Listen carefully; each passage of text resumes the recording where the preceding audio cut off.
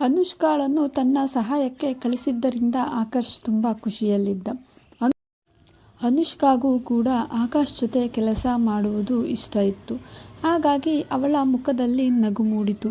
ಅವಳನ್ನು ನೋಡುತ್ತಿದ್ದ ರಾಘವ್ ಅವಳ ಖುಷಿ ನೋಡಿ, ನನ್ನ ಜೊತೆ ಇದ್ದಾಗ ಯಾವಾಗಲೂ ಒಂದು ಚೂರು ನಗುಮುಖ ಇರುವುದಿಲ್ಲ, ಆಕರ್ಷ್ನನ್ನು ನೋಡಿದರೆ ಎಷ್ಟೊಂದು ನಗುತ್ತಿದ್ದಾಳೆ ಎನ್ನುತ್ತಾ ಅವರಲ್ಲಿ ನಾನು ಇರುವೆ ಎಂಬಂತೆ ತೋರಿಸಲು ಕೆಮ್ಮು ಬಂದಂತೆ ನಾಟಕ ಮಾಡಿದ.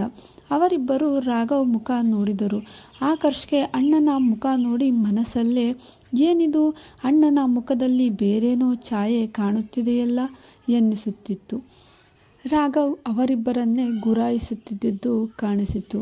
ಅಷ್ಟರಲ್ಲಿ ಯಾರೋ ಕ್ಯಾಬಿನ್ ಡೋರ್ ನಾಕ್ ಮಾಡಿದರು. ರಾಘವ್ ತಲೆ ಎತ್ತಿಯೂ ನೋಡದೆ ಕಮಿನ್ ಎಂದನು. ಒಳಗೆ ಬಂದಳು ಒಬ್ಬ ಸುಂದರ ಹುಡುಗಿ. ವಯಸ್ಸಿನಲ್ಲಿ ಅನುಷ್ಕಾಗಿಂತ ಸ್ವಲ್ಪ ದೊಡ್ಡವಳು. ಆದರೆ ನೋಟದಲ್ಲೇ ತಿಳಿಯುತ್ತಿತ್ತು ಅವಳು ರಾಘವನನ್ನು ಒಲಿಸಿಕೊಳ್ಳಲು ಪ್ರಯತ್ನಿಸುತ್ತಿದ್ದಾಳೆ ಎಂದು. ಆದರೆ ರಾಘವ್ ಅವಳ ಕಡೆ ನೋಡದೆಯೇ ತನ್ನ ಫೈಲ್ನನ್ನೇ ನೋಡುತ್ತಿದ್ದ. ಅಷ್ಟರಲ್ಲಿ ಅಲ್ಲಿಗೆ ಬಂದ ರೀನಾ, ಸರ್ ಕಾಫಿ ಎಂದಳು. ಅವಳ ಕಡೆ ಈಗಲೂ ರಾಘವ್ ನೋಡುತ್ತಿರಲಿಲ್ಲ. ರೀನಾ ಮನಸ್ಸಿನಲ್ಲಿ ಅಂದುಕೊಳ್ಳುತ್ತಿದ್ದಳು, ಈ ರಾಘವ್ ನನ್ನನ್ನು ನೋಡಲಿ ಎಂದು ನಾನು 2 ವರ್ಷದಿಂದ ಪ್ರಯತ್ನಿಸುತ್ತಿರುವೆ. ಇವನಿಗೆ ಇಷ್ಟೊಂದು ಕೊಬ್ಬು. ನನ್ನ ಸ್ಟೇಟಸ್ ಮರೆತು ನಾನು ಇವನ ಕಾಫಿ ಗರ್ಲ್ ಆಗಿದ್ದೀನಿ. ಆದರೆ ಇವನು ಎಷ್ಟು ರೆಸ್ಪೆಕ್ಟ್ ಕೊಡೋದೆ, ಒಂದು ಸಾರಿಯಾದರೂ ನನ್ನ ಮುಖ ನೋಡಲ್ವಲ್ಲ ಎಂದುಕೊಳ್ಳುತ್ತಾ ಅವನನ್ನೇ ಕೆಟ್ಟ ಆಸೆಭರಿತ ದೃಷ್ಟಿಯಿಂದ ನೋಡುತ್ತಿದ್ದಳು. ಅವಳ ಕಡೆ ನೋಡದೆಯೇ ರಾಘವ್ ನೋ ಥ್ಯಾಂಕ್ಸ್ ಎಂದನು. ರೀನಾ ಮಾತು ಶುರು ಮಾಡಿ, ಸರ್ ಇದು ನಿಮ್ಮ ಕಾಫಿ ಟೈಮ್ ಎನ್ನುತ್ತಾ ಅವನಿಗೆ ನೆನಪು ಮಾಡುವಂತೆ ಹೇಳಿದಳು.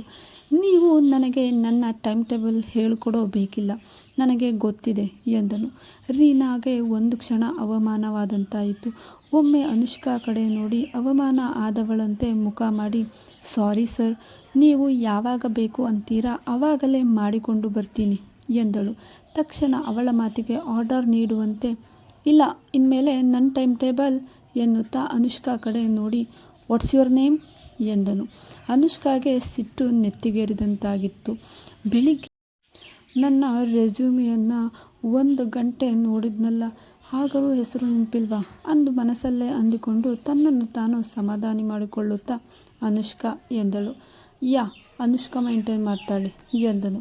ಇಷ್ಟೊತ್ತು ಶಾಂತವಾಗಿದ್ದ ರೀನಾ ಮನಸ್ಸು ಜ್ವಾಲಾಮುಖಿಯಾಯಿತು. ಅನುಷ್ಕಾ ಕಡೆ ನೋಡಿದಳು. ಆದರೆ ಏನೂ ಮಾಡಲಾಗದ ಪರಿಸ್ಥಿತಿ. ಅವಳಿಗೆ ತಿಳಿದಿತ್ತು, ರಾಘವ್ ತನ್ನ ತೀರ್ಮಾನಗಳನ್ನು ಯಾರಿಗೂ ನೀಡುವುದಿಲ್ಲ ಮತ್ತು ಯಾರ ಮಾತು ಕೇಳಿಯೂ ತೀರ್ಮಾನ ತೆಗೆದುಕೊಳ್ಳುವುದಿಲ್ಲ. ಈ ವಿಚಾರ ಅವಳ ಮನಸ್ಸಿನಲ್ಲಿ ಇದ್ದಿದ್ದರಿಂದ ಅವಳಿಗೆ ಏನೂ ಮಾಡದ ಪರಿಸ್ಥಿತಿ. ಹಾಗಾಗಿ ಹೂ ಎನ್ನದೆ ಏನೂ ಆಪ್ಷನ್ ಇರದೆ ಸುಮ್ಮನೆ ನಡೆದಳು. ಆದರೆ ಅವಳ ಕಣ್ಣುಗಳು ಮಾತ್ರ ಅನುಷ್ಕಾ ಮೇಲಿಂದ ತೆಗೆಯಲೇ ಇಲ್ಲ.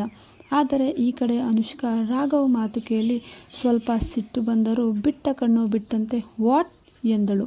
ರಾಘವ್ ಅವಳನ್ನು ನೋಡುತ್ತಾ, ಹೋಗಿ ಕಾಫಿ ತಗೋಬಾ ಎಂದನು. ಅನುಷ್ಕಾಗೆ ಸಿಟ್ಟು ಬಂದಿತ್ತು. ನೀವು ನಿಮ್ಮ ಮನಸ್ಸಿನಲ್ಲಿ ಏನು ಅಂದ್ಕೊಂಡಿದ್ದೀರಾ? ನಾನು ನಿಮ್ಮ ಕೆಲಸಕ್ಕೆ ಬಂದಿರೋದು ಆಫೀಸ್ ಕೆಲಸ ಮಾಡಲು, ನಿಮ್ಮ ಮನೆ ಕೆಲಸಕ್ಕಲ್ಲ ಎಂದಳು. ರಾಘವ್ ಅವಳ ಮಾತಿಗೆ ಏನೂ ಉತ್ತರ ನೀಡಲಿಲ್ಲ. ಕೇವಲ ಟೈಮ್ ಆಯಿತು, ಬೇಗ ಕಾಫಿ ಟೈಮ್ ಆಗಿದೆ, ಹೋಗಿ ತಗೋಬಾ ಎಂದನು. ಅನುಷ್ಕಾ ಸಿಟ್ಟು ಬಂದರೂ ಏನೂ ಮಾಡಲಾಗದ ಪರಿಸ್ಥಿತಿ. ಹಾಗಾಗಿ ತನ್ನ ಕಾಲನ್ನು ನೆಲಕ್ಕೆ ಗುದ್ದುತ್ತಾ ಹೊರಟಳು.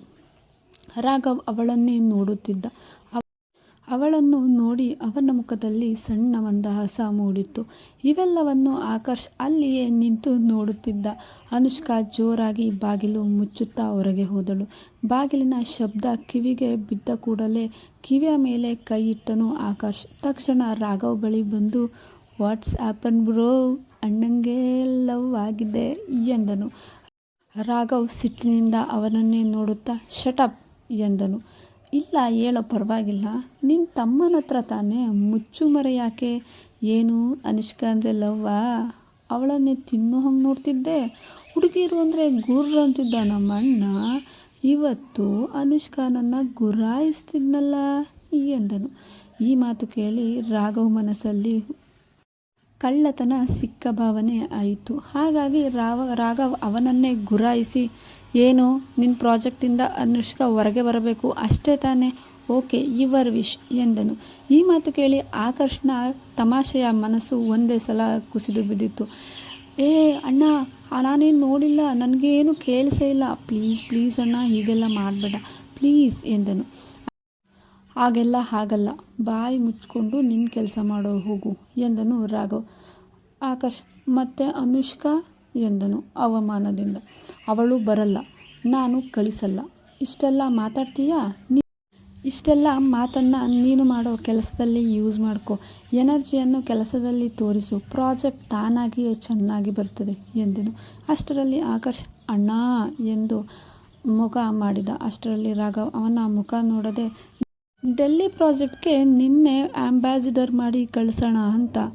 ಬೇಡ ಅಂದರೆ ಈ ಕ್ಷಣವೇ ಕ್ಯಾಬಿನಿಂದ ಗೆಟ್ ಔಟ್ ಎಂದನು ಬಾಗಿಲು ಕಡೆ ಬೆರಳು ತೋರಿಸುತ್ತಾ. ಅವನ ಮಾತಿನಿಂದ ಸಿಟ್ಟಿರಲಿಲ್ಲ, ಆದರೆ ಎಲ್ಲಿ ತಾನು ಅನುಷ್ಕಾಳನ್ನು ಪ್ರೀತಿಸುತ್ತಿರುವುದು ಆಕರ್ಷ್ ಮೂಲಕ ತನಗೆ ತಿಳಿಯುತ್ತದೆಯಲ್ಲ. ಅಲ್ಲದೆ ಅವನ ಮನಸ್ಸು ಅನುಷ್ಕಾಗೋಸ್ಕರ ಸೋತಿದೆ ಎಂಬುದನ್ನು ರಾಘವ್ ಸಹ ಒಪ್ಪಿಕೊಂಡಿರಲಿಲ್ಲ. ಈ ಆಕರ್ಷ್ನ ಮಾತಿನ ಮೂಲಕ ಎಲ್ಲಿ ತನ್ನ ಮನಸ್ಸು ಒಪ್ಪಿಕೊಳ್ಳುತ್ತದೆಯೋ ಎನ್ನುವ ಭಯದಿಂದ ಆಕರ್ಷ್ನನ್ನು ಅಟ್ಟಾಡಿಸಿ ತನ್ನ ಕ್ಯಾಬಿನ್ನಿಂದ ಆಚೆ ಕಳುಹಿಸಿದ್ದನು. ಅಣ್ಣನ ಮೇಲೆ ಕೋಪ ಮಾಡಿಕೊಂಡು ಆಚೆ ನಡೆದ ಆಕರ್ಷ್ ಆ ಕಡೆಯಿಂದ ಕಾಫಿ ತರುತ್ತಿದ್ದ ಅನುಷ್ಕಾಗೆ ಇನ್ನೇನು ಡಿಕ್ಕಿ ಹೊಡೆಯುವುದರಿಂದ ತಡೆದು ನಿಂತನು. ಅನುಷ್ಕಾ ಕಾಫಿ ಕಪ್ ಚೆಲ್ಲುತ್ತದೆ ಎಂಬಂತೆ ಹಿಂದೆ ಹಿಡಿದಳು. ಇನ್ನೇನು ಬೈಯಲು ತಲೆ ಎತ್ತಿದಳು. ಅಷ್ಟರಲ್ಲಿ ಆಕರ್ಷ್ ಮುಖ ನೋಡಿ ಶಾಂತಳಾದಂತೆ, ಸಾರಿ ಆಕರ್ಷ್ ಸರ್ ಎಂದಳು. ಆಕರ್ಷ್ ಅವಳ ಮಾತಿಗೆ ಏನೂ ರಿಯಾಕ್ಟ್ ಮಾಡದೆ, ರೌಡಿಗೆ ಕಾಫಿಗೆ ಖಾರದ ಪುಡಿ ಹಾಕಿ ತರಬೇಕಿತ್ತು ಎನ್ನುತ್ತಾ ಆಚೆ ತನ್ನ ಕ್ಯಾಬಿನ್ ಕಡೆಗೆ ನಡೆದ. ಅನುಷ್ಕಾ ಏನು ಹೇಳಬೇಕೆಂದುಕೊಂಡಳು. ಅಷ್ಟರಲ್ಲಿ ಆಕರ್ಷ್ ಹೋಗಿಬಿಟ್ಟಿದ್ದ. ಅನುಷ್ಕಾ ಕಣ್ಣು ಇಬ್ಬರು ಅಣ್ಣ ತಮ್ಮಂದಿರನ್ನು ತನ್ನ ಮುಂದೆ ತಂದುಕೊಂಡಿತ್ತು.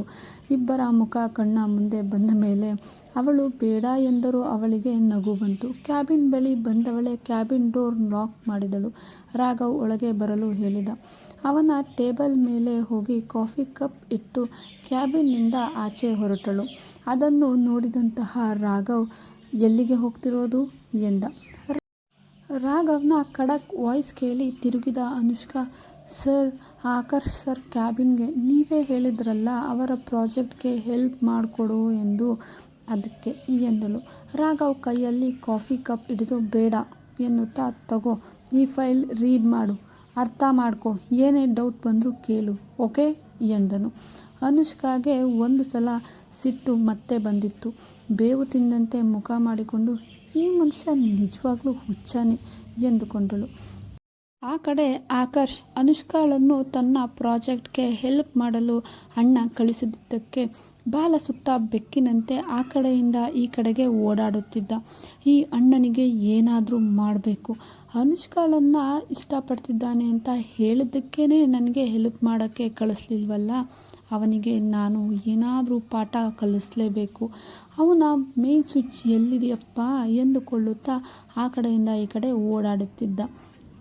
ಏನು ಮಾಡೋದು ಎಂದು ಅವನ ಮನಸ್ಸಿನಲ್ಲಿ ಪ್ರಶ್ನೆಗಳು ಮತ್ತು ದಾರಿಯನ್ನು ಹುಡುಕುತ್ತಿದ್ದ.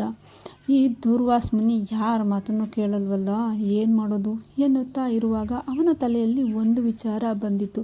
ಇರು, ನಿನಗೆ ಹೀಗೆ ಮಾಡಬೇಕು, ನೀನು ಹೇಗೆ ಕಳಿಸಲ್ಲ, ನಾನು ಈ ರೀತಿ ಮಾಡಿದ್ಮೇಲೆ ನಾನು ನೋಡ್ತೀನಿ ಎನ್ನುತ್ತಾ ತನ್ನ ಜೋಬಿನಿಂದ ಫೋನ್ ತೆಗೆದು ಒಂದು ನಂಬರ್ಗೆ ಡಯಲ್ ಮಾಡಿದ.